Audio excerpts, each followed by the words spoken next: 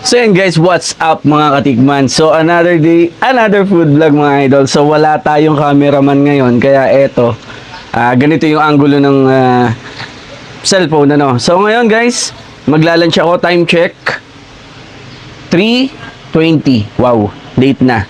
So nandito tayo ngayon sa convenience store natin at nagpa-deliver ako mga idol ng David's Inasal. So, meron silang bagong location.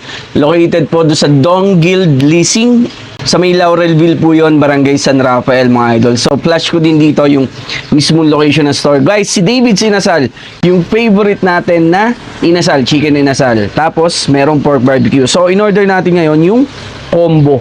Yan. Sila lang ang meron nitong combo na to. So, pakita ko sa inyo ha. So, meron siyang chicken at saka pork barbecue. Ayan. Yun.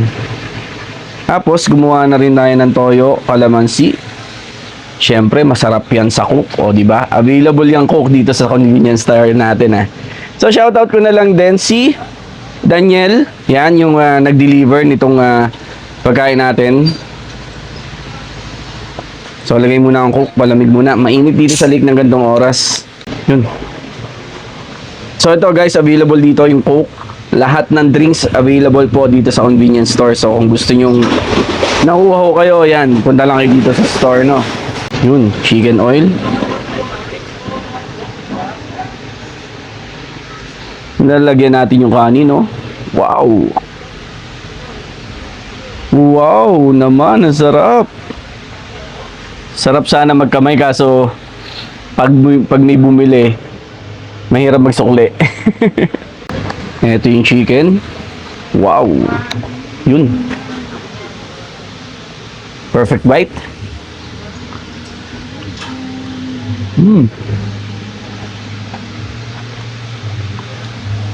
Hop.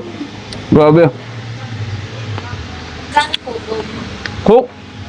30 pesos lang. Kuha ka na. Alam po. Yan lang.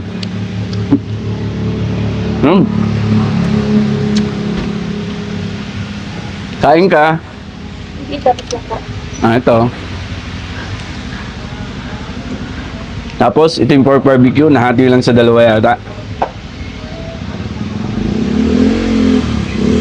Guys, ang dapat yung matikman dito kay David's Inasal, yung kakaiba nila talaga, yung pork barbecue. Kasi guys, salt and pepper lang, pero sobrang lambot niyan. Grabe. Grabe, sarap din bala kahit take out to. Kasi madalas nagdadine din ako doon sa kanila. Hindi ko mapisa yung sili. So kainin ko na lang. Ano? Harap. So yun guys, yung combo niya 200 plus lang. So may dalawa ka ng kanin, no? Sarap.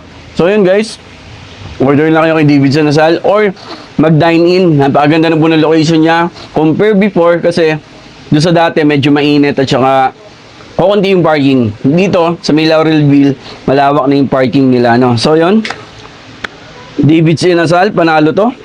Yun, pa-deliver na kayo mga idol or mag-dine in na doon, no? Thank you.